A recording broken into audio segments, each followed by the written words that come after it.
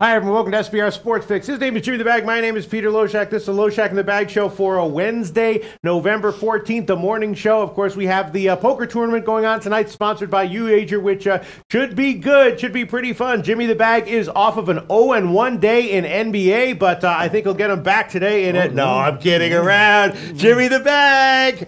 Cleveland, unreal. What a call last night. What a call, what a call, what a call. The NHL was much more spectacular than NBA last night. Oh, yes, that's right. Actually, yes. And NHL was exactly the shit that I'm talking about. Fading this Habs team that I'm telling you is no good. I had a real bad night and morning personally. So sometimes, as you know, we are transparent in our plays. Sadly, we're also transparent in the shit that's going on in our lives. And thank you for the Cavs call. I'm just happy that you guys, a bunch of you guys also cashed on it. Yeah. But in the NHL, that's where I was pumping my goddamn fist. Nailed it. Only thing that upset me, two things upset me. It upset me you not letting me take UNC Greensboro when I pulled the play before the fucking game started. Is that true? Was it before the game started? started? Of course it was before the game started, but it's fine. I don't want to on my that, but that really pissed me off last night. And also it pissed me off that I thought the Pens were probably the best play, and a couple of you guys may have gone on that. But I'm telling you, fade the Habs. They're not that good. I'm going to go up in NHL like I said I was going to. I was taking so much heat in the beginning of the year, not from our LoBaggers. The LoBaggers believe in us. It felt good, though. It felt good having a real positive, big $1,000 plus winning night. I need it. It's been a tough year. And I'm looking forward to see the NBA record. I'm looking forward to see the NHL record, although nowhere near your glorious. No, yeah, and I record. actually wound up. I had a winning day in NHL, and on my personal accounts, I did wind up tailing you guys on Toronto. I took Toronto -1. I did wind up taking the Toronto team total over, but I didn't give it as an official play. But you guys were obviously that was a great call by everyone who was talking about how good Toronto was. Al Max said 5-0. Yeah, final unreal. score was 5-1. They're in big trouble with Budai. Yeah. And yesterday, I was thinking about taking the Cavs team total over and Charlotte team total under. I figured at least one of them would cash. Didn't see that one coming, and yeah, they both did cash. I actually did tweet out Cavs second half, so I did get a winner on that game, but that was just an awesome call, Jimmy the Bag. And, of course, yesterday, all my bullshit about reading the market was totally wrong. We saw a strong line move in favor of Xavier over Wisconsin. Everyone in the show was saying, well, there was one, I think Scotty Rock Forever said he liked Xavier, but everyone else was saying that don't be fooled by the market movement. Wisconsin's going to roll, and Wisconsin did roll. I actually wound up, check this out, Jim, the universe really screwed me on that one. It was close at the half, so I doubled up and took Xavier at the half as well, tweeted that one out. So I had to eat two losers on my stupid market read of Xavier. It was line movements, matter in all sports, but as we know in college basketball, as we talk about, it can take a much less money to move the market in college basketball. But that was a marquee game, and it was a pretty pronounced market move. So I decided to tail it. It was totally stupid, and huge shout out to everyone in the comment section yesterday, of which there seemed like there was like a dozen people saying that Wisconsin was going to roll. They didn't care about the line movement, and you were all right. I went over the chat, some of the things that I copy and pasted. Trenton Claxton, first half full game Wisconsin. Trenton Claxton gives us a ton of winners here. Okay, you guys, I'm going to shake everything off. And we are going to have a great day. I get nervous, too, coming off of a big winning day. I get very, very nervous. That $11,000 parlay for my man Don Mago missed by 2 plays. Because we hit 5 of the 7 plays in the Capitals. Again, let's just go over a couple things. Before we talk about, goddamn, how much I love these guys and some of these comments that I've got ready to go, let's talk about what worked last night in NHL. It was good teams coming off embarrassing losses. Sure. It was fading teams coming back home after long road trips. Real simple stuff. Real simple stuff. The Wild Capitals was very simple. A lot of these plays we were making, like the Leafs coming off a 5-1 loss. We've had 3 teams that were coming off big losses, and we're fading teams on their first game of a long road trip. We are taking the Islanders on the puck line every time they play a Western Conference team. Very simple things, right? Very simple things that we're going to use for the rest of the year and absolutely destroy NHL. All right. That's one thing. I just want to give a couple shouts out. My man Van City Chris says, my wife could go into labor anytime in the next couple weeks, so I hope it's not between 9 a.m., 10 a.m., or 3 p.m., 4 p.m. Pacific. Need my low baggers. Much love to you, Van City Chris. That will be the second child. because we have LoBag, Q Peso's daughter, yeah, beautiful daughter. Vancity Chris's child will be the second child. And then I want to give another quick shout out here. Where was it? There was a beautiful comment that I wanted to give a quick shout out to, and I can't Sure, find while you're it, doing that, I'm going to copy and paste stuff. Kylie Reynolds says, take SMU money line on Friday. They'll win this game. They need it bad. Okay. Where is it? I can't find it. God damn. But I just love these comments and everything going on in our chat, man. So, okay, so I'm going to shake off anything going on in my personal life. I'm going to focus on the good that we have in this show. And also, I am really excited about the poker tournament tonight. I will be doing it live here. It does scare me when JC Alvarez says, too bad that you can't get with a Mac, you can't download the software. I hope that isn't true. Another thing is I'm still having computer problems, so I'm not going to be able to say anything in the chat. I'm not going to be able to say, oh, there was Aunt Fam. Remember Aunt Fam was going to put his child on the line?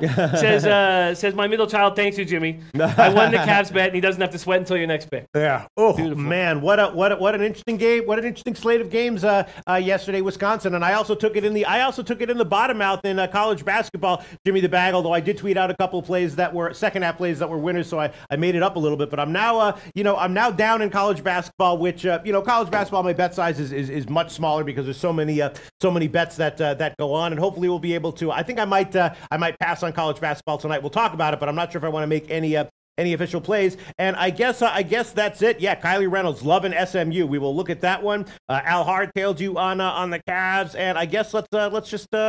What's happening here, though, is we are winning as a group. Yes, and it's been this way for a few weeks of producing real nice wins, working together, and I'm just so goddamn happy to see the fruits of our labor and all this paying off. We are working our asses off, and we are earning these victories. And in NHL, real simple things are going to continue to work for us. I know we're going to have major wins in the NHL moving forward, man. All right. So Vanity Chris has some NHL plays that I'm copying and pasting that when we get into it, and just more about it. Gate Pass Key says, told you. Pete, you took the bait, told you not to. It'll be all right, pal. Yep, thank you, Gate Pass Key. You did tell me, and that was just a terrible call. Marino says Wisconsin isn't a good team. Xavier is horrible. They lost everyone. All right, so let's move into NHL. Jimmy the Bag, you want to show the NHL record? I do. I haven't seen it. Yeah, let's see the NHL. Am I plus? Yes, and click the link below for more information. Is he saying that to us, or who's he saying that to? To the LoBaggers. To the LoBaggers. Yeah.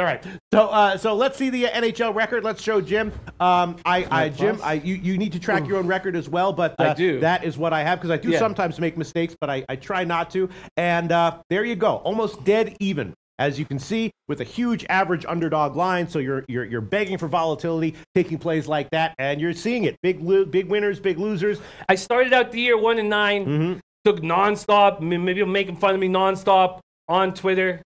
Now, I'm not sitting here proud of being down 0.2 units, but we are going to climb. All right. Okay, so let's see. Robbie Top says Vegas and Winnipeg deadlock. So I guess let's talk about that. Vegas is a big underdog here. Are they a deadlock, Jim? Vegas is simple. Things. Big favorite. Sorry, simple things we're doing, and we got to continue to do very simple things. And one is we fade teams that are missing 2 of their top 4 defensemen. There's been one team suspiciously that's not worked with the Bruins. Suspiciously, I mean, the Canucks put 8 goals on them, but then they come back and have 2 very good games.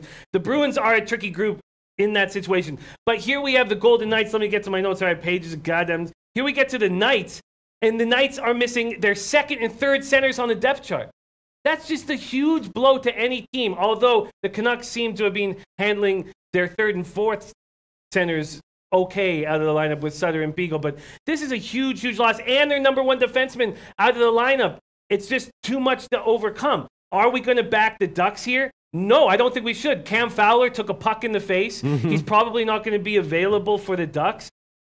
This is a tough spot. Knights are not scoring. They managed 1 win in their just completed 4-game road trip. They've allowed 15 goals over the 4 games. The Ducks bounced back from the 5-1 home loss by beating the Predators 2-1. It was their 10th game allowing 2 goals or fewer this season. You've had a great read on when to do the unders with them. That's what I was thinking. I was thinking, why would we not like under in this one, Jim? Why would we not like the unders in this one? That is a good point. How is Fleury and Gibson in goal? They're not confirmed, but they are. I guess you would expect them. Is Fleury okay in goal? I mean, yeah, Fleury. I mean, Fleury's has an 895 save percentage. I expect that to get up to like 908, 911 by the end of the year. But he's coming off a career year. All these Knights are coming off career years. That's very difficult. But remember, they've played 18 games. Only 7 have been at home. They're 4-2-1 at home. Ganja Pete says, don't think Gibson will play either. See, that's the kind of help that we really need. Trenton Claxton on the Vegas puck line here. So it looks like Gibson won't be in. Jake Holden had a big score on the Cavs. Love seeing that. So if Gibson is out, how does that change things? Well, it doesn't change things that much, but Ryan Miller, traditionally as a Duck, has been much better at home than on the road. If Gibson isn't in the lineup, I would be hesitant to take the under, but I like the under. What are you getting the under at? It's 5.5 juice to the under, which is understandable, which is a little bit treacherous. But even in 2018 NHL, if you have a reason to like an under with 2 teams, I'm not afraid to take that kind of a call. All right, I will. I think you're right. I guess it does matter. I feel like with these systems, though, it doesn't matter who's in goal. The under is still going to be a play. T. Swade says Gibson out is huge for Vegas. I guess if you just look at the historic numbers of Ryan Miller, he's much better at home with the Ducks than he is on the road. T. Swade says Gibson is an all-star. Scotty Rock liking the Ducks tonight. Ganja Pete saying Miller isn't bad. He isn't bad. I find this card very tricky, and I often do after big winning days. I find this tricky. How about Anaheim team total under 2.5 minus 126? Are they likely to get held down by Vegas, even though Vegas is missing those guys? Sorry, Barceman saying under 6-1 in Ducks last 7, and Farshad Asami says Ducks under 5.5. Is the play. Sorry, what is it? Anaheim team total under? Yeah, I just don't like the way Fleury's playing. And, when you don't have Stastny and Howla, you're missing guys who can also, when you face offs, can do so many different things. I'm pretty hesitant to do anything almost in this game, but that's what Trenton Claxton's saying. What's he saying? Ducks solo under. Jared Schrader joining us. Jared Schrader, how about those goddamn Detroit Red Wings? Fuck yeah, man. We are fucking right. That was one positive yesterday. Once again, I had some bad calls in college basketball. I had some bad leaving money on the table stuff in NBA and NHL. But once again, win, lose, or draw overall through high tide and low tide, the birthday picks continued. I gave 2 birthday picks yesterday. Beautiful. Both of them cashed. 2 more birthday winners. The Turtle birthday pick was the first period over in the Edmonton game. The special for Tony Soprano was Detroit on the team total over. That one cashed in the first period. I have stopped tracking these birthday picks. I mean, they've got to be like 50 and 8 now or something like that. Your reads on something totals, ridiculous. Yes. Your reads on totals are so good. And that's one thing that works with our show is we seem to be good at different things. Yes. And that's what really helps. And I've got to follow your totals closer. And I got to stop following everything else that I do that's horrible and only follow my own totals. All right, I'm leaning Anaheim team total under. I'm leaning under on the full game as well. I think I'm going to pass on the first period under, but I'm definitely going to wait till to see who's in goal, who's announced in goal, and see how the line adjusts, if it does at all, to make my decisions. Let's move on, Jim. 3 other hockey games? Let's quickly burn through them. What do you like? I'm just going to put an under here. I think that might be the play. I really do. I think I'm with Farshad and the other guys who feel like it's the play. Jared Schrader has a man crush on Cholowski. That makes 2 of us. Jared, and Michael Irvelina says birthday picks are the new low-hanging fruit plays, without a doubt. Is Vegas okay defensively? Because they kind of give up a lot of goals, though. They had 15 goals over that 4-game road trip. Now, they seem to come on at home, but you're right. You have every reason to hesitate with the under with the Knights right now. All right. Oh, wait. Let's talk about another NHL game. What do you want to talk about, Jim? Well, let's talk about Bruins Avalanche. I would like to take the Avalanche here, but goddamn, the Bruins are a tricky team. Rask has returned from his team-approved leave of absence. He says, my job is to be a hockey player for the Boston Bruins. I also have another job title, and that's a family man. This was a time that I felt deep inside my heart that I needed to be with my family and make things right so I could get back here and focus on my job. That took 3 days. I'm back here. I'm back to work. I'm ready to battle with these guys.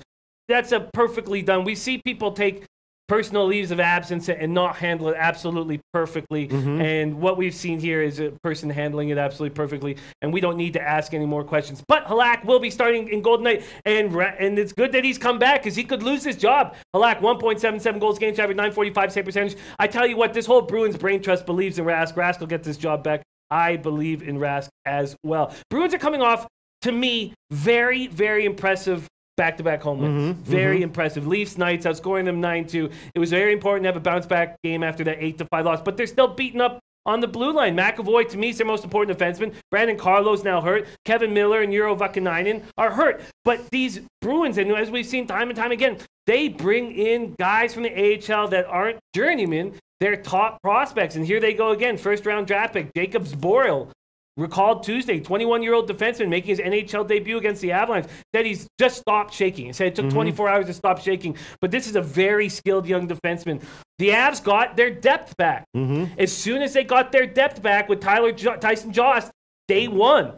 Again, we're simplifying things in NHL and seeing the success by simplifying things. They got Matt Nieto back. They got Tyson Jost back. They had their depth. They beat the Edmonton Oilers 4-1. I would like to take the Avs here. What would I get? What's the money line right now? You know, it's about 105 on both sides, and Colorado's pretty decent defensively, right? Because I was thinking Boston team total over might be a little bit low hanging, but Colorado can. Varlamov's a good goalie, isn't he? Varlamov is a good goalie, and again with Varlamov, and we'll probably see it again this year. He's got groin issues, and they affect him at some point every single year, and that's why it was always imperative for the Avalanche to have a real strong backup goaltender. Gate Pasky said the time check change will affect the Bruins tonight, but I do like the Bruins moving forward. Daryl Lyle says, I'm on the Bruins. You know, I feel like this is the Avalanche's spot. Mr. Goetzer likes Avalanche team total over. David Stewart, I'm trying to get Youwager account, but keep getting errors signing up. Can someone get on that, please? Sure, we will get on that, for you. please. We need David Stewart in the poker tournament. He says he's going to felt us. I love David Stewart. All right, the guy's trying to sign up, keeps getting an account error. Let's get on that. Thank you. Some interesting stuff here. Robbie Topp's giving us a great note. Two great notes. One, Bruins are 20-7 last 27 days playing on 2 days rest. And two, Robbie Topp's saying Colorado 4-10 last 14 after a win. Van City Chris says, Jimmy, Avs and 60 is the play. Gate Pasky says tonight Colorado money line. Robbie Top says this game screams OT. I think I'm going to make a move on the Avalanche here, but I can't make it just this second. But I think that is going to be the play I'm going to make. Mr. Goetzer says first period over, full game over. Avs Bruins. That's what I was thinking as well. But now that I'm looking at it, the Avs are pretty nice defensively. Varlamov is good. Goals might be. My first thought was overs in this one. It's a tough spot. The Bruins are a tricky team to figure out, but I think that the Avalanche will go on a roll now that they're at home. But I'm just not going to make this play just yet. I feel like I need a little bit more time to sit with it. But that's my lean right now.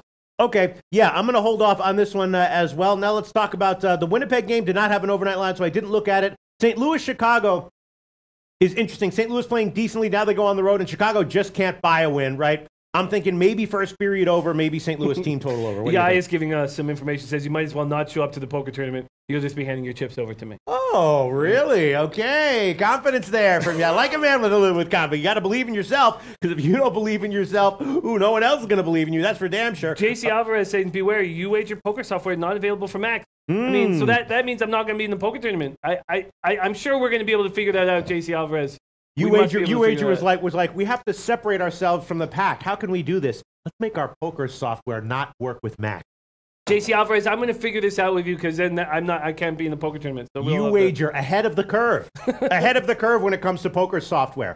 And Antoine Seymour, don't worry, I'll have the link all over the place for the tournament. I'll have it on Twitter. We'll have it here on the Late Show. We'll have it everywhere. All right. So I was thinking about first period over, and then team total over for St. Louis. Well, when I looked at this game, I thought, man, the Blackhawks should be a nice home dog tonight. Wait a minute. They're not a home dog. Yeah. And that, I mean, I understand the Blues are 6-6-3, but we're talking about a team that's lost 8 straight. 3 with Colliton behind the bench. I was shocked. If I was setting this line, the Blackhawks would be plus 100, the Blues would be minus 120, or the Blackhawks would be even a bigger dog. But at a minimum, I would set it at plus 100, minus 120. I was shocked to see that they're not, and I don't want I don't want no part of the Blackhawks as a favorite here. Remember, Tomor, we were battling, Tomor was saying how he saw the Blackhawks giving so much value at the beginning of the year. And I've had a tricky time reading the Blackhawks, but this is a bad hockey team. Johnny Taves is a great leader, saying all the right things. They're going to get Brandon Sayed back after missing 2 games. Sayed threw a disrespect to Quenneville, which I didn't like in the press yesterday. The Blues are starting 3 games in 4 nights, all on the road. We're going to see some of their true character. They've won 4 of their past 6 games. Braden Shen will not be back in the lineup tonight. We'll see a return at some point in this game. I'm not sure what's up. So you think Chicago will start to get a little bit better in the near future? You know, I don't know is Keith done? Is Keith just done? Like I've got to watch more of the Blackhawks right now. I'm very confused with how bad they are. But Jake Allen, 879 save percentage. I expect Jake Allen to be in between the pipes. This is not I can't play. If the Blackhawks were a home dog, I would probably take them. But there's no way I'll take them as a favorite. And even if they win tonight, I won't care. It won't bother me. Well, I hate to go back to this but maybe this is the market trying to tell you something, Jim. Right? Sure. And the last time I said that I don't care about the NHL market moves, I went 0-5 and lost 5 units. Oh, well, there hasn't been a move in Chicago's favor. It's just that the line is a little bit fishy. The line is fishy. There's no doubt about it. And Schen's not in the lineup. I think this is a good time to fade the Blues. I think on this road trip, 3 games in 4 nights, we fade the Blues. I just don't know what to do here. And how is Chicago defensively? Well, that's what we're just talking about. I mean, Keith and Seabrook. No problem. But Keith and Seabrook just Seabrook, we know he was healthy scratch last year, but Keith is doing nothing. And this power play, how can they have the 30th power play in the league at 12.5%? 27th penalty killing at 74.1%, 30th in goals allowed, 23rd goals for him. This is just a bad hockey team. Daryl Lyles is on the Blackhawks, St. Louis over 5.5. Yeah. Wow. That's what I was thinking about as well. Are these teams capable of putting up a couple goals here and there? Delhi 18 also liking the over, saying it looks solid. Are these teams capable of putting up a goal here and there as you might need? I would like Schenn to be in the lineup if I want offense. Rostradamus says I'd lean Blues off a 7-game homestand. We just saw the Capital. We saw a couple teams look good off of homestands going on to the road last night. We never see we rarely see the opposite of that. Scotty Rock saying I like the Blues. This is a bit of a tricky card. Card. And then we have the Capitals. Is it okay if I move on? Yeah, go ahead. I was leaning over with the other people, but let's move on. There was no overnight line, so I didn't look at Winnipeg, Washington. First shot, Hassami saying the over is cashed in each of the Blackhawks' last 4 versus Central teams. Mr. Gokster leaning under on Chicago. And Sigfrid Dead, the Grateful Dead, Sif Grateful Dead has said anyone you can download a virtual machine to run Windows programs. Interesting. We'll have to figure. I'll spend the afternoon making sure that we can get this tournament with Max. So don't worry about it. I'll have everybody's back on that. And then Capitals at Jets.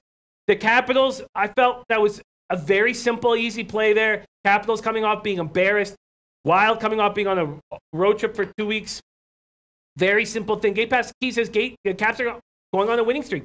Caps money line. Tighten up defense and take advantage of undisciplined Jets team tonight. Get the edge on power play goals. We are talking about the first and second power plays in the league.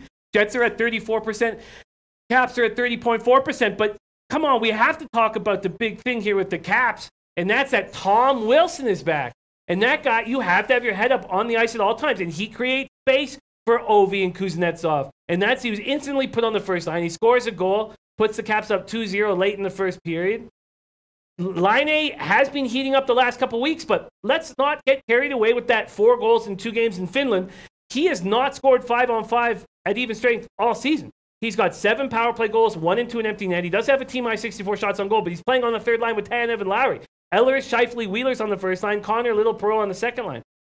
I think maybe the over is a spot here.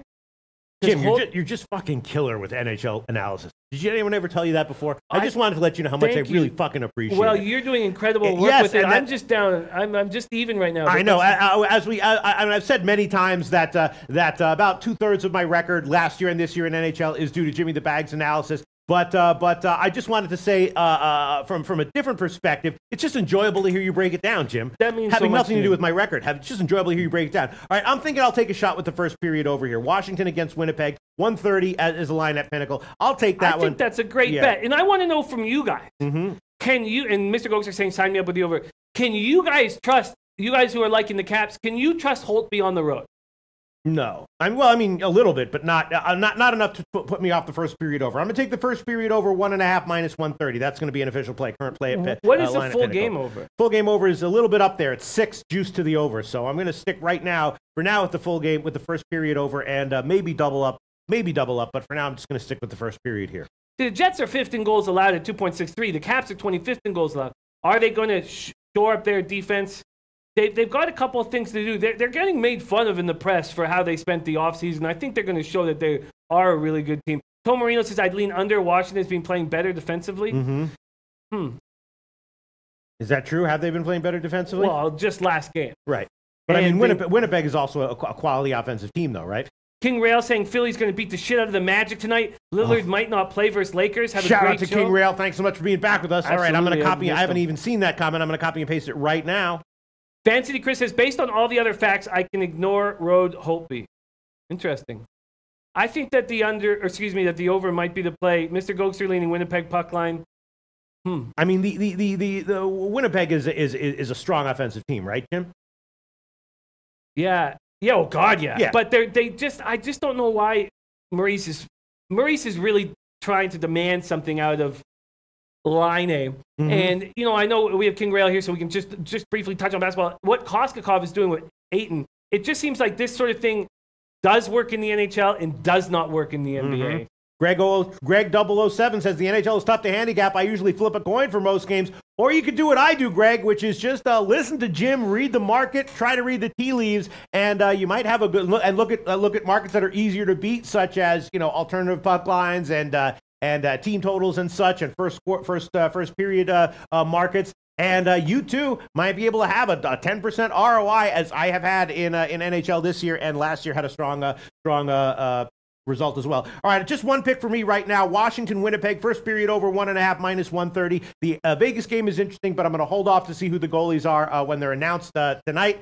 And that's it. Let's move on. How about that, Jim? And Jay Lackey, that's Jay Money from King's Court, also joining us. Magic outright tonight. Looking forward to break down this basketball card. In saying all that, I think that the over is the play. I like your. Do you like the first period over better than the full game over? It's much more of a it's a very safe style, safe what's the word? Informed move that I made. Herb giving us hot information. Okay. Penn's just traded Hagelin to the King for Pearson. Oh, very nice. Interesting. I think that the over is the spot here.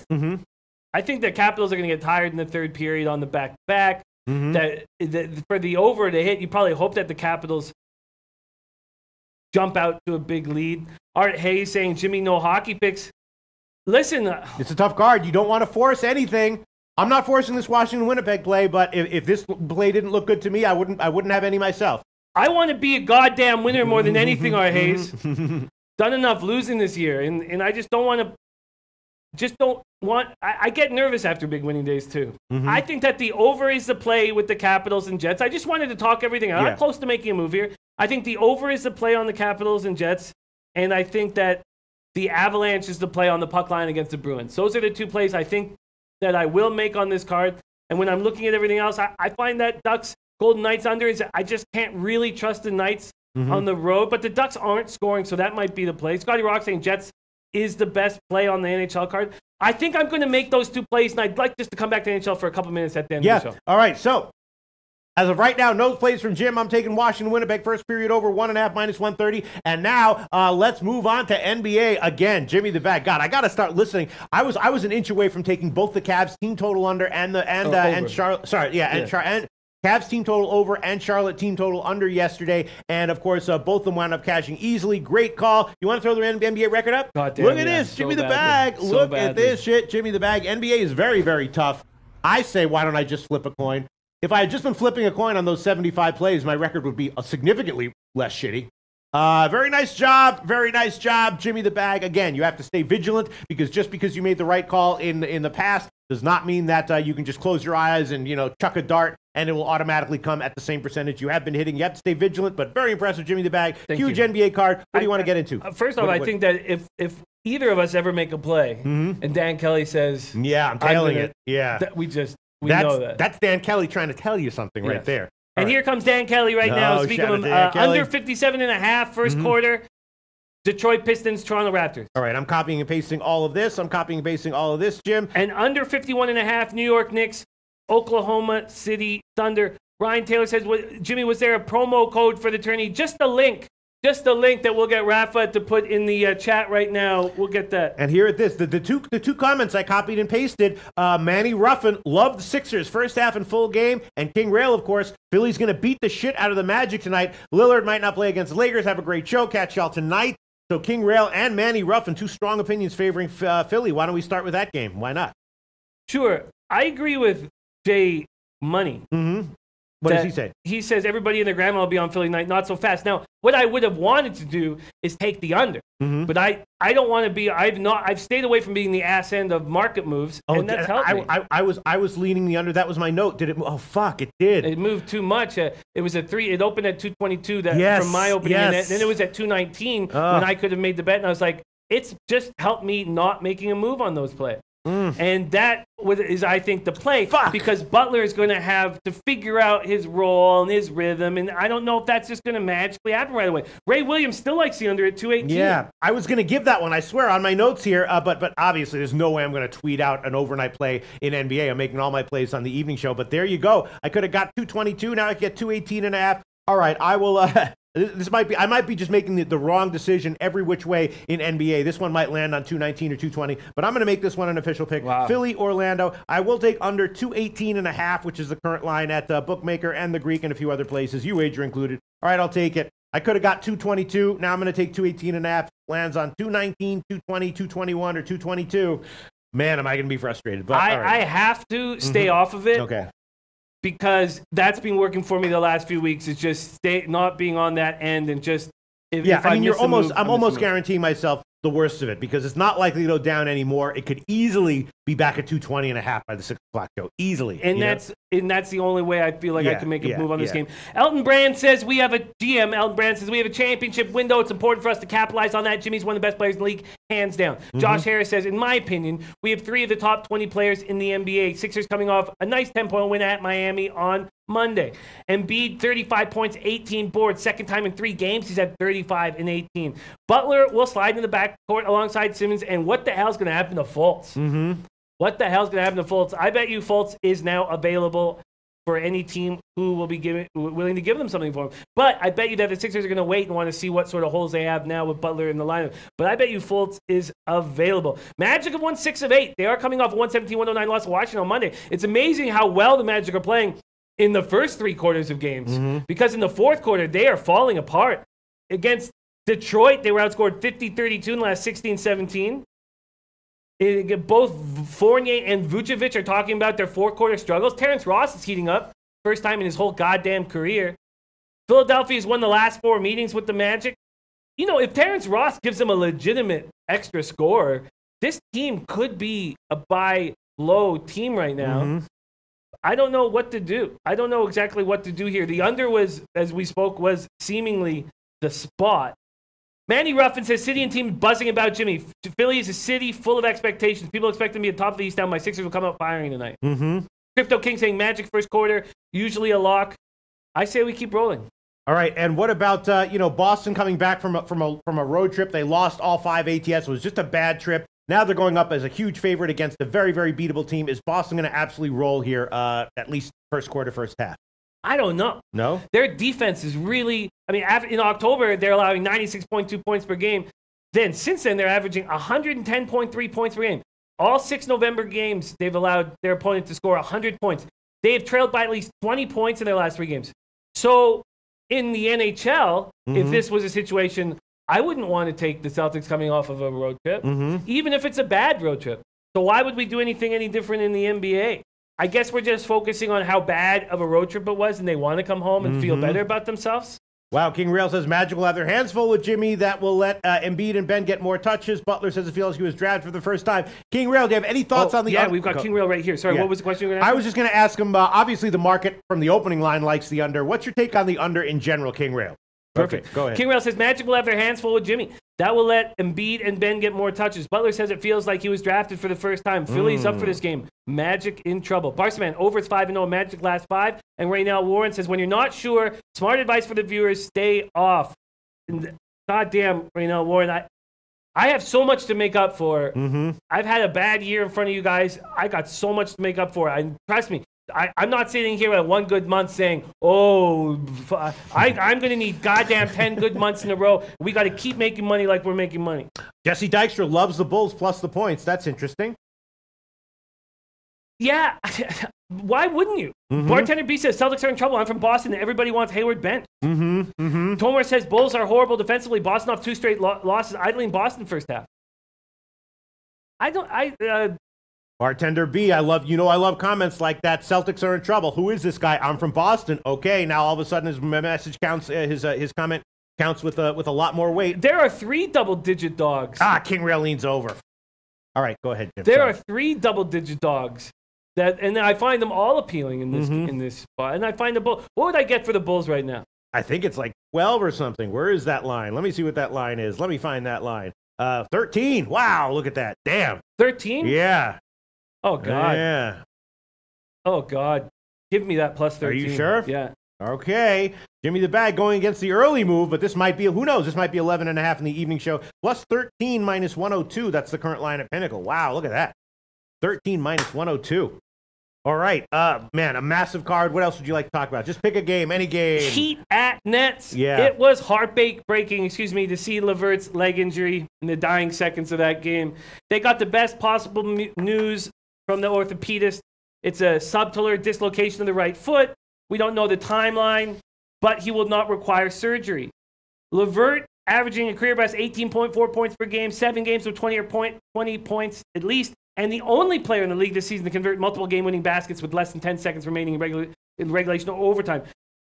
So yeah, Kenny, I don't know exactly what the thought process of some of these coaches are, and Kenny Atkinson says, I just think it's a devastating blow for us, for him. That's all I really want to say about this. Our thoughts should be with him and his recovery, and I really don't want to talk about the game or anything else. Joe Harris says, there was really just no words. We didn't even talk when we came in at halftime. There's nothing really to be said. You guys just feel it, the emotions from everybody. Guys were crying coming in. It was really that horrific just to see.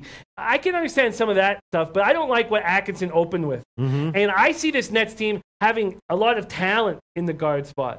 D'Angelo Russell coming off a season-high 31 points. I like Spencer Dinwiddie. I think he can play in this backcourt. I want to see more from Allen Crabbe. I think Allen Crabbe can step up. This is a spot where the team should come together like a family. Their brother went down, and now we come together and show the type of team that we are. And that's the things that should have been said. Heat are on a 3-game losing streak and have lost 6 of 8 games.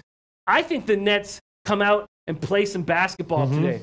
I really, really do. I think they play for their fallen brother. I think that they step up. I think that Crabbe can be better than he's been this year. I think Dinwiddie can be better than he's been this year. And I like the Nets here. What would I get on the Nets? Well, let's see. And I was thinking under. I know Miami's been horrible defensively, but maybe they cracked out on D here, and maybe Brooklyn, if they come to play, also cracks down a little bit on D. The line move has moved 1 point towards the under, and Brooklyn, they're a 1.5 point dog here. I will take the Brooklyn Nets on the money line here tonight. I know that Trenton Claxton says Heat full game and a half. A lot of David Stewart, no LeVert, no win. I just feel like we're trying to find situations here. Pat the Cliff says, no, Jimmy, Nets lose by 10 tonight. We're trying to find situations here.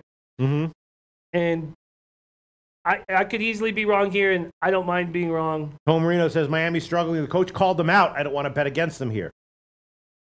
The coach should have called them out. They're playing bad basketball. What the hell's going on with the Heat? Yeah. They're allowing 111.6 points per game, 45.1% shooting. Last 8 games, allowing 114 points per game, 47% shooting. Dragic comes back and scores 22 points but doesn't play defense. This Heat's allowing big runs in the fourth quarter.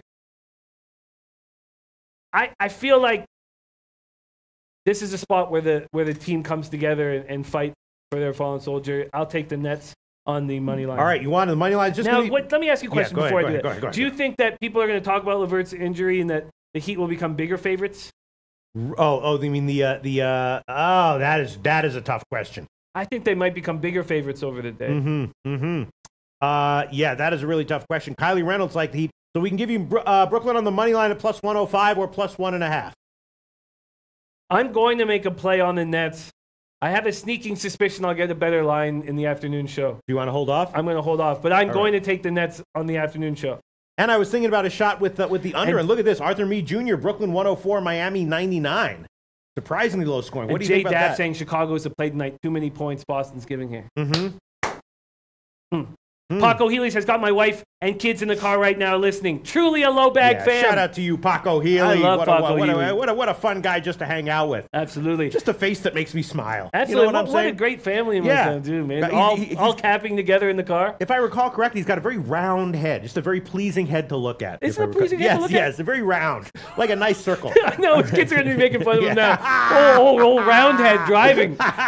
Hit the gas, round head. What do you think about the under? Arthur Meade Jr. likes the under, and I was thinking that I don't know.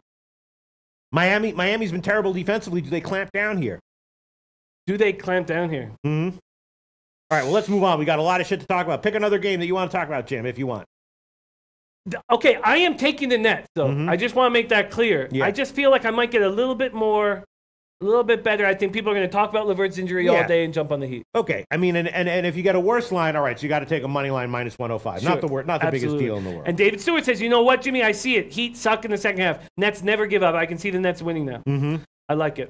And DJ Big Boss giving a shout out to his homie Paco Healy. He saves lives too. Paco Healy saves lives too. Oh, is he a medic? Yeah. That's right. Oh man, yeah. If someone with a job where he actually helps people as opposed to just like lying to people and scamming people like 90% of the other jobs, or even worse, just absolutely literally killing people. Shout out to you, Paco Healy. All right, sorry about that. Let's see. No All right, problem. I'm thinking about the under here, but anyway, let's. But they're two teams that don't play any defense. Is that true? So far. Recently. No, I don't think that's true about the Nets. We've seen them hold teams under 100 points. Yeah, there you go. Farshad Hassami, no defense equal overs in the Nets game. I don't know. I'm very hesitant to take any under when the Heat are playing. So I guess the over does make sense. Crypto King also likes the over. All right, so let's move on, Jim. What else? What other game you want to talk about? Oh, I got to talk about this Pistons Raptors game. Casey coming back to Toronto. God, I know the Raptors are 12-2, but I just get emotional thinking of DeRozan and Casey. I know DeRozan maybe is not that good of a player. He certainly is on a bad team now in the Spurs, and Casey was not a smart coach, but God, I just feel like I just spent 6 years with the guy. And I met him. I drove up beside him under the QEW when we got swept, and I just smiled. I was so excited to see Dwayne Casey, and he looked at me and he smiled, and then I gave him the thumb, and then I slowly turned the thumb down at him, and he shook his head and drove away. And I wish I could go back in time and not do it, but I was still very emotional off us getting swept. Casey, longest tenured Raptors coach and the winningest coach. 320 and 238 regular season record, but he just didn't seem to make the proper adjustments for us. Now we're talking about a Raptors team that finally has an embarrassing loss on their card. Are they going to come back firing? Are they going to want to show Casey? I'm sure the Pistons are going to want to play hard for their coach. Pistons lost 113-103 at home Sunday to the Hornets. Blake Griffin was ejected. A flagrant one foul. He'd already received a technical foul in the game. Blake Griffin does get pushed around. And Blake Griffin is not tough enough. He needs to get tougher. He needs to be bigger. There's no reason why he shouldn't be basically the same size as LeBron. And LeBron's so much bigger than him. Glenn Robinson has taken over the starting small forward spot over Stanley Johnson. Reggie Bullock is back healthy. Pistons are only missing Luke Kennard. Raptors are missing CJ Miles and Norman Powell. I wonder what you guys have to say about this spot. Jason Bernard liking raps. And David Stewart saying that's not true. Nets play defense. I like seeing that. King Rail saying have to fade the Nets in this spot. LeVert out and Allen dealing with an illness, game time decision. But Jimmy's analysis is hard to argue. Okay. What's been working for me is just situational betting. Sure. And I'm going to keep doing that. And this is the kind of play that is a sort of the same thing with the Cavs yesterday. No, totally different. I shouldn't say sort of the same thing where they're down men, and now they're going to show what they're made of. Okay, over 4-1 in Pistons' last 5 games on 2 days rest. What is the total in this game? In which one? The Toronto game. Pistons, yeah. Let's find it. The Toronto game about 220. Oh, it's gotten bet up a little bit from the opening. It's up to 223.5 now, or 224. I do think that the over. That's what I was thinking as well. That's what when I handicapped this game, I have first half over ? Full game over ? Barsaman says over is 10-1 in Raptors' last 11 versus the Eastern Conference. Yeah. How does Toronto? Toronto back and forth, Jim. Do they start out fast and then slow down later on, or do they start out slow and then speed up later on? To be honest with you, I need more time to see this Kawhi Leonard Raptors team. I just don't feel like I. Bartender B says love the over in the Raps game. Yeah, I can see this. Raptors getting angry, and when the Raptors get angry, I just don't feel like it'll be defensively. I think it will be offensively moving forward. I think they'll put up more points. That's an interesting spot. What and how much has it moved up from the opening line? You know, about it opened at 222. It's moved up about a point and a half. You can still get 223.5. Very interesting. I'm just going to put a question mark beside it right now. And Art Hayes saying, "Hey Pete, what was your first period over pick?" It was the Jets and Capitals. Washington, Winnipeg. I think that's okay. I think it's a solid play. Yeah, I do too. I like it enough. I don't think it's a lock, but I like it enough that if I had to, I would be okay giving it out as a birthday pick. Oh, Corey Mack saying backing the Hornets double digits on the road. That was a great line by Corey Mack. That was a great which one? Line. Remember from yesterday? Corey Mack said backing the Hornets double digits on the road. God, I should have doubled or tripled up on that one. All right, I'm going to Capper John saying Raptors start slow. So Capper John giving us that insight. See, look at that. Look at the fucking LoBag chat. Huge shout out to you, Capper John. Tomar says, I think Detroit steps up defensively since they will want this game for Casey. That's very interesting. Dan Kelly says, hey, if you cut and pasted by picks, Jim and Pete, I did. I had the Knicks OKC. It's supposed to be the fourth quarter. The fourth quarter. But David Stewart says, Pete, Jimmy, Raptors started like fire, usually 60% first half. Okay. 60 plus, excuse me. Usually 60 plus first half. Right. That's what I was thinking, maybe the first half over, or maybe even the Toronto first half team total over, something like that. Dwayne Reed talking about the Pistons' outdated style of play will cost them a lot of games because they can't shoot the three ball. That's right. That's right. Colv Coleone joining us, my man Colv. Thank you for joining us.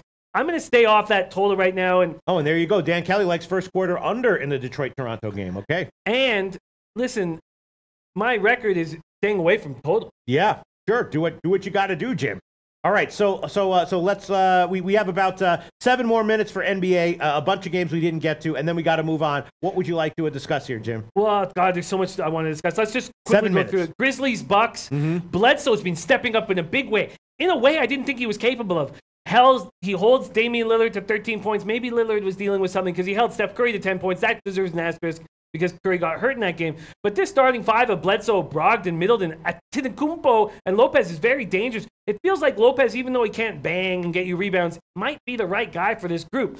JaMychal Green still out of the lineup. Chandler Parsons, who cares about it? Let's stop talking about Chandler Parsons. Omri Caspi being limited so far with sore knees, but he's nearing a full recovery. The Grizzlies will be without Dylan Brooks, suffered a sprained MCL.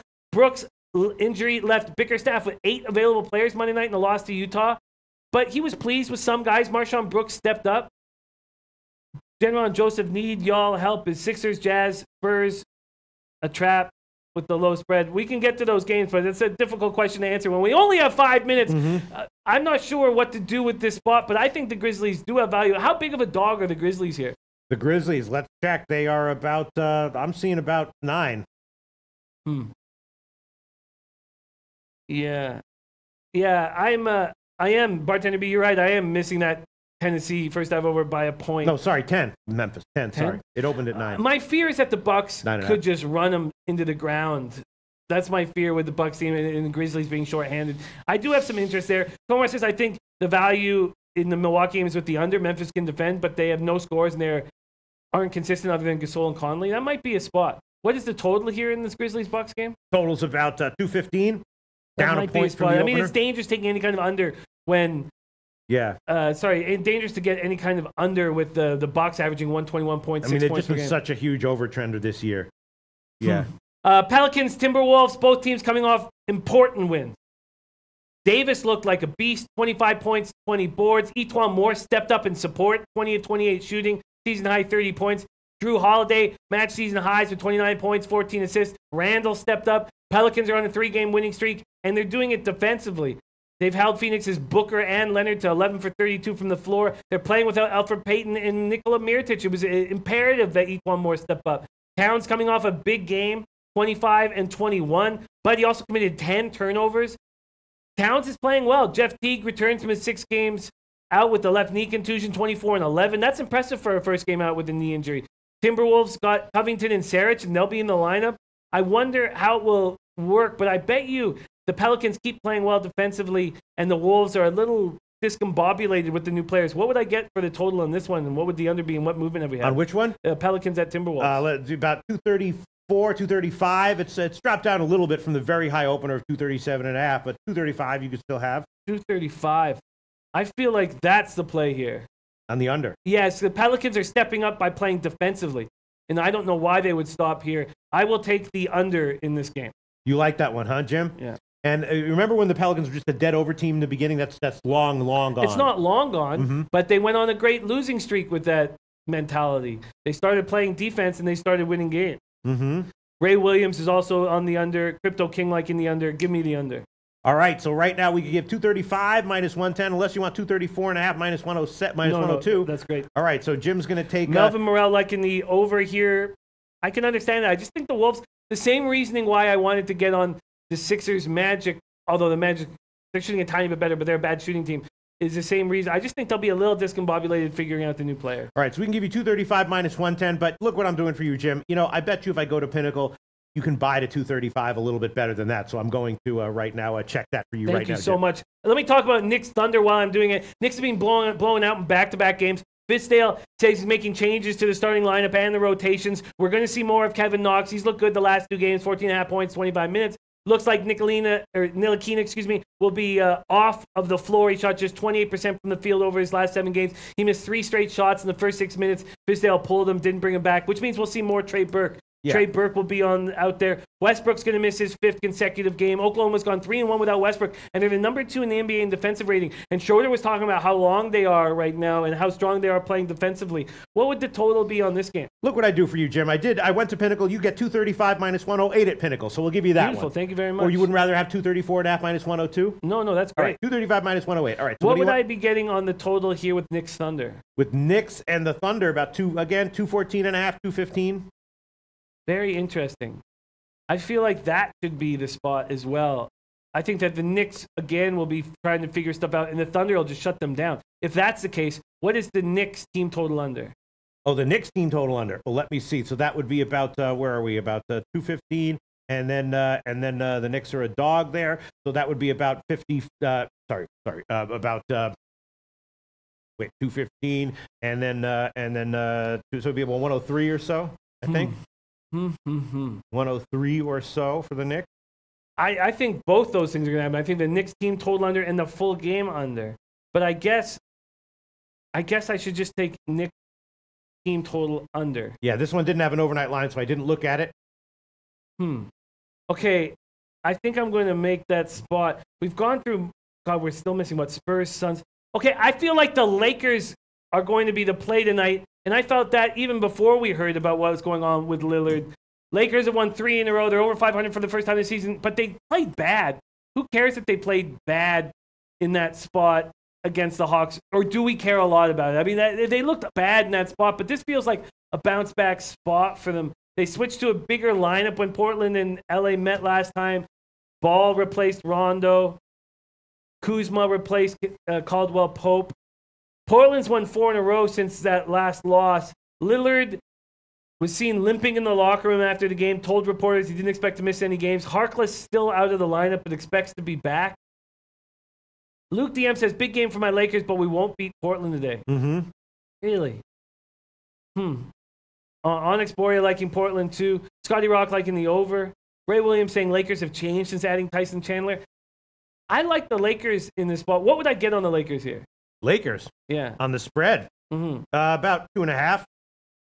Interesting. And then finally, how big of a favorite are the Thunder against the Knicks? They're about 9 or 9.5, up from 8.5 on the opener. I'm going to take the Knicks. Well, now, so what do we think if Ntilikina is in the lineup? Do we think that will tend to lead to more higher scoring? And what has been the movement in this Knicks Thunder game? The Knicks Thunder game on the spread, just a little bit of a 1-point move to OKC. Open 8.5. No, the total excuse me. Sorry. Oh, for the total, yeah. Just a slight move a modest move to the over. Although 214 is still available. And Crypto King saying Lakers play defense with Tyson Chandler in the lineup, and they will. And if Lillard's not going to be there, that means McConnell's going to go off. But you can. So it's sorry to ask all these good questions. No. What is the total movement in the Blazers-Lakers game? The total movement in the Blazers-Lakers game would be a pretty, well, since opening, a big move to the under. 4-point move. Open 227, now down to 223. Why, you were leaning under on that one? Do you think that's just because of Lillard? Yes. Yeah, I like the under here. I like the under here. But Yeah, I like the King Rail says if Dame sits, LA wins. Problem with LA is Braun plays no defense and doesn't command the ball. Lakers play no defense in fourth quarters. Josh Prakash says I would be careful with this game. I agree with you guys. And RK5 says I'll put my whole bankroll on Portland plus 2.5. Wow. Tomer saying LeBron's wearing down late games. I don't trust Lakers against good teams. Dame will play. David Stewart says, oh boy, Jimmy, I don't like the Knicks here. And Thunder and the over says for Shad Sami. Yeah, I bet you, I'm starting to go back on that under idea with the Knicks because if Ntilikina is out of the lineup, we know he's a very good defender, and they focus with Knox and Burke, that's going to lead to more offense. So I'm going to stay. I'm not going to make a move on those games yet. Not going to make a move on those games yet. We promised to hammer the Spurs Suns more in the late show and the Jazz Mavericks more on the late show. Okay, so now let's move on to a college football. We have 2 games going tonight, and our resident MAC expert Kyle Jack. Yesterday, what did he? He likes Buffalo, and he likes NIU. Yes. And that would make sense to me based on the leans that he's had all year long in these MAC games. Miami though covered 6 out of their last 7, and they've been very, very good. Hard to bet against Northern Illinois. Giving up a lot of points though. I'd have a slight lean, I guess, to the over on both these games, but I definitely would agree with Kyle Jack's analysis. Buffalo and NYU. Buffalo is just Ohio's a strong team, but Buffalo might be just a little bit too good. You know what I'm saying, Jim? Buffalo feels like the spot here. They've made us a lot of money. They continually play well. Jose Guerrero says Buffalo money line. It makes sense in this spot. It almost feels like it doesn't matter that they're on the road. They seem to step up, and they've stepped up all year. Yes, although historically it has mattered a lot in this showdown. Buffalo tends to do very well at home and bad and poorly on the road when they travel against Ohio. That's historically, and that's ATS-wise, but still. Worth noting. DJ Big Boss saying over still winning in the MAC fam. He's been absolutely right about that. Jay Dapp says Buffalo has played the better teams. James says Freddie Fortune gave out NIU big. He did. He gave out NIU first half and full game. Guys, 13-7. Unbelievable. Denise Selleck says, what's your records in NCAA football? They are not. Twenty Latte says love Buffalo. They are not good, Dennis. They're not good. Yeah, we can show them. Can you pop up the NCAA football record? But I've definitely been better with college football than on my bets and with my picks there. They are ugly records, Dennis. Ugly records, but we still have time. And you had a very nice bowl season last year. So are you kidding? Yeah. I killed bowl season when we did that round table. I had the best record of anyone. You did by far. Yeah, and that's because the reason is at this time of year, you know what I mean. It's just there's a certain amount of work that I can do well, but I'm given about 5 times that amount of work. So what I wind up doing is I wind up doing all of that work badly. And that's why my records tend to get bad when things get jammed up like this. But when I can focus on something like I can do during baseball season or like bowl season, I do a lot better. But it's just how work is. It's like, well, why would we reduce this guy's workload when we could increase it? Of course, we're going to increase it, So I wind up doing about 5 times as much work as I'm capable of doing badly, as opposed to just doing a good job with a normal work life. So that's that people are like, oh, you're just making excuses. No, that's not an excuse. That's reality. I have proven myself time and time again. When I'm given a manageable workload and the ability to focus, I kill it. But from a big business perspective, that doesn't help anyone. So that's why it's not the case. The season's not completely lost. Yes. Our records aren't completely lost. We can get back. But there it is, Dennis. Not very good. Onyx Boria says Buffalo letdown alert. Corey Mack, Buffalo is a trap. Ryan Taylor says easy spot for Ohio. Buffalo is 9-1 versus 6-6 Ohio team. 80% of public on Buffalo moves towards Ohio now -2.5. Easy Ohio. Ohio or nothing. Dwayne Reed, Buffalo's a 5-star play here. Twate Latte loves Buffalo. The Buffalo team total over is tempting. If it was 31, I'd take it. It's 31.5. It does seem like Buffalo's going to roll. The first half team total over for Buffalo is tempting as well. Should be about 17 at most. That's tempting. Seems like Buffalo will come out of the gates banging here.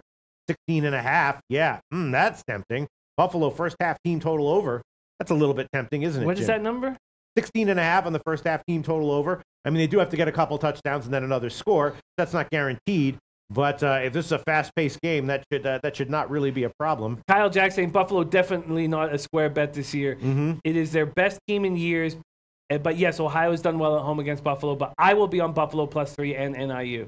Walter Charter, I'm on Buffalo tonight. Ryan Taylor says Dwayne Reed, Buffalo is not a 5-star play. Ohio's a max play. Well, that doesn't mean it's not a 5-star play for Dwayne Reed. And Dwayne Reed, both you guys are great cappers. There's nothing wrong with being on the opposite sides. That makes shows exciting. And Fam says Buffalo tonight. Ohio defense can't stop my grandma. Definitely won't stop this high-octane offense, passing and rushing. Buffalo. Ohio wants to run the ball. Buffalo has a nice run defense. Farshad Hassami, NIU in Ohio. Wait, who has a nice run defense? Buffalo. Big Ragu says Buffalo is the Bama of the MAC. Lamont Williams, I think Miami, Ohio is the play. Ricardo Ortiz says staying away from the Sixers today. Embiid minutes will be more limited after he's been playing too many last games. That and Butler unfamiliar with the team. Yep. Glenn Kelly says your others bets prove that, Pete. God, I love Glenn Kelly. I love people who understand, you know what I mean? Who I follow, who understand what's good about me, Jimmy the Bag. Oh, there's so you know much what I'm saying? Yes, it's so yeah. All right, I'm an inch away from taking Buffalo first half team total over 16.5, Jim. Yeah. Al Hart says, had to take all. Could you repeat the NBA plays, Pete? Yes, I took Philly Orlando under 218.5. That's probably a mistake. I'm going to try to read the market and do some other analysis by the afternoon show. And Jimmy the Bag has Chicago +13. We'll see what this line is in the morning show and in the afternoon show. But from opening, it's moved in the opposite direction, and Jim might have gotten the best of it there. And he also took New Orleans, Minnesota under 235. I went to Pinnacle and got -108 from him. Just 2 plays from Jim, 1 play from me. Yes. Dan Kelly talking about giving out Houston Rockets first half full game team total over, and everyone was against me. Hey, Dan, it helped me very much. It helped me very much because I was going to take the Pacers until Dan said he was on the Rockets. So, yeah. Hey, I thanked you. I thanked you. I guess I didn't thank him on today's show, right? But I thanked him last night, and thank you. All right, I'll go for it. I'll take Buffalo. I'll start out with Buffalo first half team total over 16.5 -115. First half team total over 16.5 -115. That's the current line of Pinnacle. I'll take a shot with that one. Buffalo should roll, right? At least offensively. If they lose, it's because they lose in a shootout, right? I mean, that stands to reason, right? Yeah. Yeah. And there's 3 now at a lot of these books too. And it's moved up. The total's moved up from 65.5 a little bit, 66.5. That's a high total. Yeah, I mean, it is a big game, right? The MAC championship is on the line. So a lot of times in these big games, you want to start to think about expecting the unexpected. But I mean, by the same token, Buffalo has to do what they do well, right? And that's just use that quarterback and get some points, right? Kent O. Young asking, was there a reverse line movement in the Buffalo Ohio game? I think they're probably, it depends on where you get your numbers from. The line has definitely moved in Ohio's favor. I'm not sure if the public has been betting Buffalo though. Yeah, Luke DM saying a lot of NBA games on the Dam. It's a very tricky day. No more than 2 plays for him. Josh Prakash saying Pelicans going to start rolling too. It's hard to imagine. Sorry, I know. Let's focus on, but it's hard to imagine that they'll start rolling without Peyton and Mirotic in the lineup. Although Mirotic is day to day. And Fam says if Buffalo gets out to a big lead, that will negate Ohio's running game. Very interesting. Rob Portwando liking the under in that Buffalo game. Yeah. And I might have made a mistake here taking the first half over 16.5. I mean, it's definitely Buffalo's definitely a different animal on the road. You know what I mean? When they come in at home, they're putting up 14 points in the first 10 minutes, and then all right, the blowout is already underway. On the road, it's a different situation. Against Toledo, they didn't have a big hot start. They only put up 7 points in the first half. They got some points against Central Michigan on the road, but it's definitely you reduce your expectation of an offensive explosion from Buffalo when they're on the road. And DJ Big Boss says everything in the Buffalo game is screaming over. Yeah. Okay. All right. So, and then Northern Illinois makes a lot of sense. It's now up to 7. Kyle Jack liked it at 6.5. There are no 6.5s available anymore. It's now up to 7, and I can understand that as well. Definitely. And maybe the Northern Illinois team total over would be a play also, because Northern Illinois' offense has definitely gotten a bit better as the year has worn on. Yes. But their defense is strong, and if they hit the team total over, I imagine they'll cover. Yes, definitely. Right. You're right about that. It's just that Miami, Ohio, with that guy Ragland has an offense that can be productive at times. Definitely. So definitely, we've seen Ragland turn it on. Corey Mack saying, "Where's our Buffalo native in this chat?" That is Jim Tobleson. Because I remember when Buffalo's only lost this year, we had a guy that had beautiful insight even with the defeat. Yes, Jim. Jim, please be at our late show. We love you. Okay, so now let's quickly just look at college basketball just briefly. I did, unfortunately, I took a couple of hours off last night to do some personal stuff.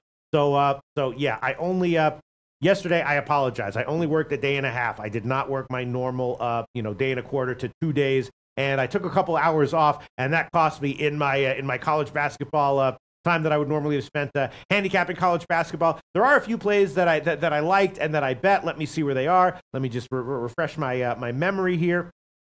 Nighthawk wondering what food he should eat. What was that drink that you had? Kombucha. I would not necessarily recommend that. I'm recommending it, Nighthawk. Get yourself some kombucha. All right, so let's see. In college basketball, Seton Hall, Nebraska is interesting. I did take a shot with Seton Hall at 8. It's now down to I believe it's down to down to 7.5. Slight line move in favor of Seton Hall. Not totally sure that Nebraska has that big of an edge here. I did take a shot with Oklahoma State coming off the loss to Roll, a very rollable team in UTSA. That was at 11.5, and that is now up to 13 or 12.5. So I did beat that line move as well. And I did take a shot with Michigan at +7, but that line has moved up to 7.5 now, although it's still 7 at the Greek. The revenge game for Michigan, but they might be outmatched here. I took a shot with Michigan, though, and that might have been a mistake. And then what else did I look at? I thought about IUPUI at +16.5, and that is still where it is, 16.5 bookmaker at 16. So I don't have a great read on the and then also the Arizona UTEP game. I was thinking that the over might be a play there, 144. Let's see if that line has moved. That line might have moved. Oh, yeah, nice. Look at that. It's up to 144.5, 145. I did take a shot with the over on that one at 144, and maybe I should jump on that one right now at 144.5. I was definitely thinking about the over there, and yeah, so that's about it. I don't have, and then I did take a shot with the over in the Duke game at 149. Let's see where that one has moved, if it's moved Jesus. at all. What happened? What? It's up to 154.5. Wow. I should have tweeted this shit out.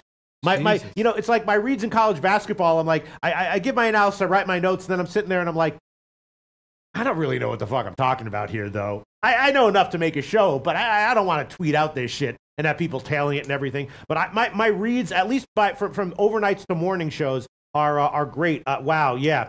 So I did take the over in the Duke game at 149, and oh fuck, it's now up to 154.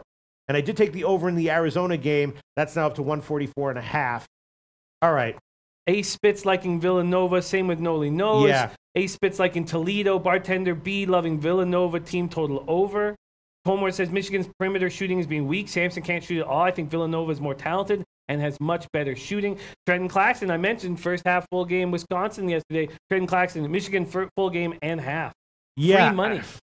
I mean, I took Michigan at +7. Obviously, it's moved a half point against me. Yeah, it is a quote unquote revenge spot for Michigan, but Villanova is such an awesome, impressive, just awesome system that you don't want to go against, even as a road dog with a quality team. So it's a tough one. Wow. So excuse me. Twatty Latte says Villanova scored at least 75 points in 39 of the last 42 games, like the over in Villanova, Michigan. And Nighthawk says, I already drink kombucha. Mm-hmm. Says it's so good for the body. But it's not a meal, though. He's starving. He's ready to eat the dirtiest of the dirty. Mm-hmm. Ace Spitz like him bring up Toledo again. My man Ish Kurt joining us.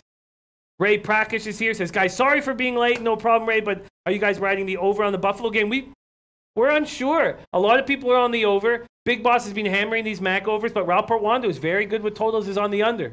I'm not sure exactly what to do. I'm going to spend the afternoon on it. Yeah, I took the Buffalo team total over, which the more I think on the first half, 16.5, which, it seems like with that offense in this kind of a game, 2 touchdowns and a field goal, that's got to be a 54% proposition, but maybe not. I might have made a mistake there. I took the first half team total over 16.5 with Buffalo, though. And college basketball, I think I might pass on the entire college basketball card, except for maybe I'll be tweeting plays. The poker tournament is during some of these second half times, right? So definitely. I might be tweeting second half plays. My second half plays have been pretty strong in college basketball so far this year. Not locks, but I believe I'm about 55% on my on my second half plays in college basketball, so I'll be tweeting some out. Maybe I'll tweet out some second half plays to get my record up a little bit. But once again, I took a couple hours off last night. I'm sorry, I did not work my normal 2 days in one day that I do every day. So I might just pass on the college basketball cards tonight, which is going to happen a lot during the college basketball season. Jimmy and I it's better when we don't overextend ourselves. And I try to talk to the hires up here. You know what I mean? I'm like, it's better for me to work, the one and a half a workload of a normal person well than 3 times the workload of a normal person shittily. Shittily's nice. But I think that No, they think, tough. you know what we would love from LoShack? To have him do 10 times the workload of a normal person absolutely horribly.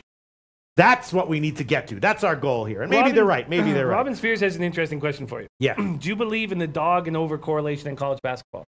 Do I believe in the dog and an over correlation in well, no. Why would I believe that? I mean, it's obviously game specific, but if there was something that simple of a correlation, then the markets presumably would be onto that already. There's definitely there can definitely be circumstances where if the dog covers, it's because their shots fall, particularly when you have an underdog that lives and dies by the 3, right?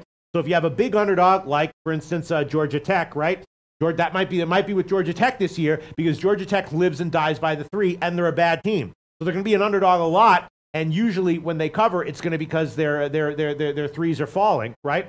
So in certain situations, in certain specific situations, yes, there can be, but that's game specific, right? If you think that the dog is going to cover because their offense will click, then obviously there's going to be correlation in that game between a dog and an over correlation. But if you're talking about a general thing that you can bet blindly into, no, I don't believe in that. I mean, I'd love to see the stats. It's possible that it does exist. If it does exist, I would be shocked if it was anything more than 51%. But if there's a dog and over correlation, then that presumes that there would be a fave and under correlation as well. And that just stands to reason that would be the opposite. If anything, I would think that there would be an under and dog correlation just based on the numbers. Because if you have fewer points scored in a game, then there's a greater chance that a team getting points is likely to cover. So, no, to answer your question, Robin Spears, no, I don't believe that. Mark Lathrop is joining us, and he says he believes in the dog and the over correlation with Elms College, the College of Our Lady of the Elms. Oh, very nice. Yes. Looks like Gibson is in net for the Ducks tonight from Ganja Gamers. Okay. Ooh, that's interesting. If he's in net, do we forget? Oh, speaking of which, thank you. Okay, so last year I would spend all afternoons on college basketball after I hammered NHL and NBA. Yeah, I'm sorry. Mikey D says, get over it, Pete. Folks are plumbers, electricians, carpenters that work a weekend. Yes, I know. I wasn't saying that I work more than anyone else. I was trying to express that I'm frustrated that I can't, cover the amount of games that we want to cover as completely as I would be able to if I didn't have to cover so much. I was not saying that I work more than anyone else or anything like that. I apologize, but I'm very tired right now, so I'm not expressing myself perfectly. But you're absolutely right, Mikey D, and I apologize. If anyone thought that that's what I was implying, that is absolutely not what I was implying. Okay. No, I hear you. The Bruins Avalanche and the over in the Jets Capitals game, I feel like the Bruins Avalanche I want to spend a little bit more time on. I do like the Avalanche a lot, but I don't know if I need to necessarily take a -1.5 here. What I will do though, but it is true that we do work, 2 days in a day trying to cover as much as we possibly can. Go ahead, Jim. Yeah, we're trying to do as much as we possibly can. I know, but a lot of people see that we get to focus on sports all day and think that'd be wonderful, and it is wonderful. It is wonderful, but it is true that we don't have enough time to that we work nonstop, and we don't have enough time to do it as thoroughly as we would like to, right? Exactly. Right, yeah. Right. Okay, go ahead, Jim. I think that I should probably take this Capitals Jets over now. Hellebuck is starting to play better. The thing is that I actually think that the Jets might be the play because I don't trust Holtby at all. I trust Holtby so little. I think that the Jets, I'd be curious to see at the end of this because I think the Sharks will have something to say about it. But I think the Jets will have the best home record in the National Hockey. Really? Yeah, definitely. Oh, at home though. At home though. Okay. So because of that, with Hellebuck starting to play better and not trusting Holtby at all, maybe the Jets team total over is a better play than the full game over. Trent Clax says, write it down, Jimmy. Villanova lose tonight. Wow. Bartender B says, love Bruins fans. So, in saying that, I'm actually not going to add any plays to NHL. I will, though, in the afternoon show. I just want to sit with this a little more. Because maybe this is a simple spot where I just take both the Jets and the Avalanche at -1.5. Very interesting stuff, and I will be hammering this in the afternoon. And, speaking about college basketball, so that's what I would do last year, but now on Tuesday, and Corey Mack asking about the Audible, now Tuesdays and Fridays, I can't do anything except focus on NFL completely in between shows. So, and Kate Pasquis says, I don't agree, Jimmy. Caps money line.